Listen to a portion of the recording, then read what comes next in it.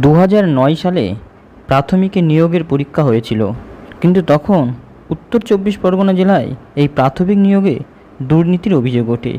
এই নিয়ে মামলা গড়ায় কোর্টে। অবশেষে হাইকোর্টের নির্দেশে 800 জনের মেরিট লিস্ট প্রকাশিত হলো এবং 2 মাসের মধ্যে তাদেরকে নিয়োগ করার কথা বলা হলো। আসুন খবরে কি বলছে দেখি। হাইকোর্টের নির্দেশে মেরিট লিস্ট প্রকাশ।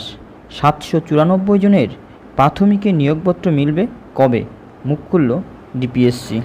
প্রাথমিকে নিয়োগের 794 জনের নামের তালিকা বা মেরিট লিস্ট প্রকাশ করল উত্তর 24 পরগনা জেলা প্রাথমিক শিক্ষা সংসদ। কলকাতা হাইকোর্টের নির্দেশেই এই তালিকা প্রকাশ করা হয়। বৃহস্পতিবার এই তালিকা সামনে আসতেই মুখে হাসি ফোটে অনেক বেকার যুবক যুবতীর। প্রায় 15 বছর পর এই চাকরি পাওয়ার পথে অনেকেই। লিস্টে নাম দেখে আবেগে ভাসছেন তারা। সবার এখন একটাই আশা, তাড়াতাড়ি জয়েনিং দিয়ে গোটা প্রক্রিয়া দ্রুত সম্পন্ন করা হবে।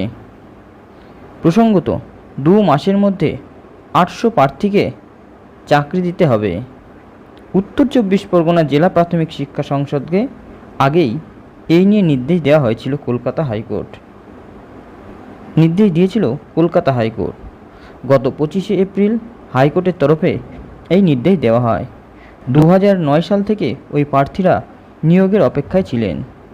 2009-এ প্রাথমিকের নিয়োগে উত্তর 24 পরগনায় নিয়োগে দুর্নীতি হয়েছে তা স্বীকার করে নিয়েছিল উত্তর 24 পরগনা প্রাইমারি ডিস্ট্রিক্ট কাউন্সিল। এই নিয়ে মামলা হয়। মামলার শুনানিতে বিচারপতি প্রশ্ন করেন, কি চান, তদন্ত হোক না বোর্ড চাকরি দেবে? কাউন্সিল জানায়, আমরা চাকরি দিতে প্রস্তুত। তারপরেই শুরু হয় এই প্রক্রিয়া। নাম প্রকাশে অনিচ্ছুক সদ্য প্রকাশিত মেরিট লিস্টে নাম থাকা একাধিকজন বলছেন, নাম দেখে সত্যিই আমরা খুশি। কতদিনে জয়েনিং লেটার দেয় তা নিয়ে একটু চিন্তায় আছি। উত্তর 24 পরগনা জেলার ডিআই রমেশ ভূঁইয়াকে ফোন করা হলে তিনি বলেন, এ বিষয়ে ডিপিএসসির চেয়ারম্যানই যা বলার বলতে পারবেন। এ ব্যাপারে জানতে এই সময় ডিজিটালের পক্ষ থেকে ফোন করা হয়েছিল জেলা প্রাথমিক শিক্ষা সংসদের চেয়ারম্যান দেবব্রত সরকারকে। তিনি বলেন, আমরা হাইকোর্টের নির্দেশ অনুযায়ী মেরিট লিস্ট প্রকাশ করেছি।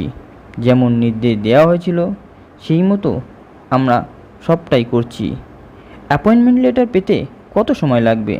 তার উত্তর, মেরিট লিস্টের পর আমরা এবার প্যানেল তৈরি করব, তা কমিশনার অফ স্কুল এডুকেশনকে পাঠানো হবে। তিনি চূড়ান্ত অনুমোদন দেওয়ার পরেই আমরা অ্যাপয়েন্টমেন্ট দিতে পারব। এক্ষেত্রে যেমন নির্দেশ রয়েছে তেমনই হবে। তার সংযোজন, আমাদের কাছে নির্দিষ্ট সময় অবধি যতজন আবেদনকারী এসেছিলেন তাদের নামেরই তালিকা বের হয়েছে। উল্লেখ্য, 2009 সালে প্রাথমিক নিয়োগের বিজ্ঞপ্তি প্রকাশিত হয়েছিল। পরে তা নিয়ে বিস্তর অভিযোগ ওঠে। এই বছরের 24শে এপ্রিল পর্যন্ত যারা হাইকোর্টে মামলা করেছেন তাদের প্রত্যেককে চাকরি দিতে হবে। মামলাকারীদের নথি যাচাইয়ের পর প্রস্তুত করতে হবে তালিকা। সেই তালিকা থেকেই চাকরি দিতে হবে, নির্দেশ দিয়েছিল হাইকোর্ট। একাধিক আইনি জটিলতার পর অবশেষে চাকরি পাচ্ছেন প্রায় 800 জন। এই ছিল আজকের খবর। খবরটা কেমন লাগলো? ভালো লাগলে অবশ্যই লাইক করুন, আর এই চ্যানেলে নতুন হলে অবশ্যই চ্যানেলটি সাবস্ক্রাইব করে পাশে থাকুন। ধন্যবাদ।